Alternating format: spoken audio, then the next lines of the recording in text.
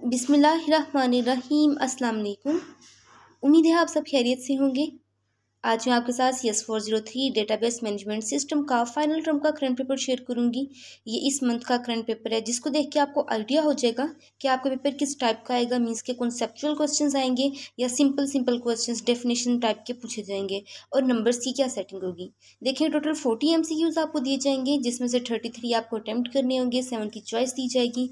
आप सारे अटैम्प्ट कीजिएगा 40 के 40, ताकि जो लगने बीच में से 33 के मार्क्स हैं, ताकि बीच में से अगर कोई गलत भी हो जाए तो आपके सही वाले के मार्क्स लग जाएं। 10 क्वेश्चंस आपको दिए जाएंगे, जिसमें से 6 शॉर्ट क्वेश्चंस होंगे और 3 मार्क्स का एक शॉर्ट क्वेश्चन होगा। 4 आपको अटैम्प्ट करने होंगे, 2 की चॉइस दी जाएगी। Same as it is 4 long question होंगे, 5 मार्क्स का एक लॉन्ग क्वेश्चन होगा, 3 अटैम्प्ट करने होंगे और 1 की चॉइस दी जाएगी। तो पहले हम ये देख लेते हैं कि जो हमारा 33 मार्क्स का पेपर है ये कहाँ से आता है। देखें, CS403 का पेपर है। अगर आप ये 10-15 साल पहले के पास्ट पेपर्स की फाइल्स उठा के करेंगे ना, तो वो करने का कोई फ़ायदा नहीं होगा। इसमें कोडिंग भी है, इसमें थ्योरी भी है, तो दोनों चीज़ें बराबर बराबर रखी हुई हैं। अगर आप अपने हैंडआउट्स को पढ़ेंगे ना, तो वहीं से ही आपका कॉन्सेप्ट क्लियर हो जाएगा। जो ऑब्जेक्टिव आता है ना इसका, वो बहुत सिंपल सा आ जाता है। मीन्स के वो तो सिंपल हैंडआउट्स के बीच में से ही आ जाता है। वो आपको जस्ट अपनी क्विज़ेस जो भी रिसेंटली हुई हैं मिड टर्म के बाद, उनको रीड कर लें, तो वहाँ से इंशाल्लाह आपका ऑब्जेक्टिव भी हो जाएगा। बाकी अपने हैंडआउट्स को पढ़ें।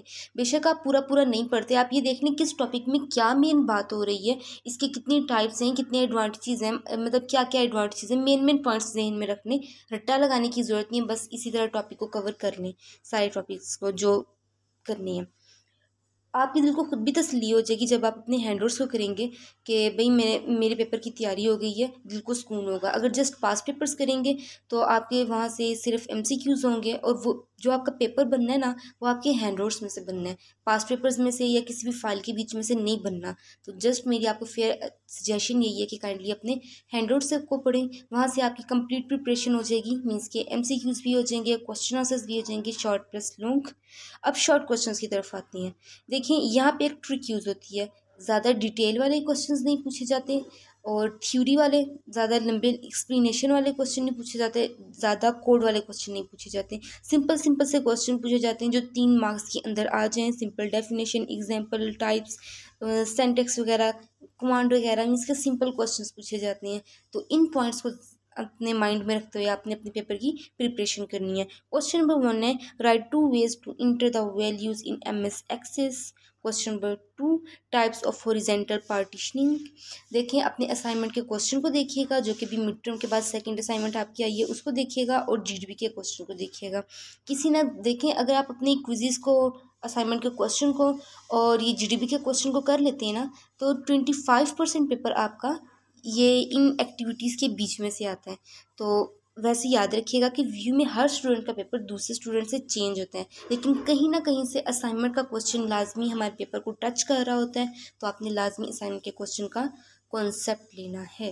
Question number 3, data transaction. Question number 4, functional dependencies. बहुत इंपॉर्टेंट टॉपिक है, इसको लाजमी कीजिएगा।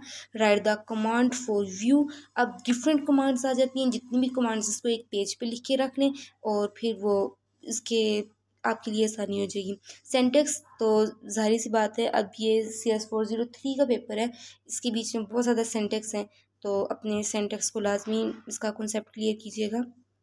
लॉन्ग क्वेश्चन की तरफ बढ़ें तो functional dependencies and also right the name of functional dependencies. अक्सर फंक्शनल डिपेंडेंसी और मतलब इसकी आगे से टाइप्स आ जाती हैं, नेम्स पूछ लेते हैं, डिफरेंट क्वेश्चन इसके बीच में से आ जाते हैं, तो ये लाजमी आपने करना है। Write the command for view. और क्वेश्चन नंबर 3,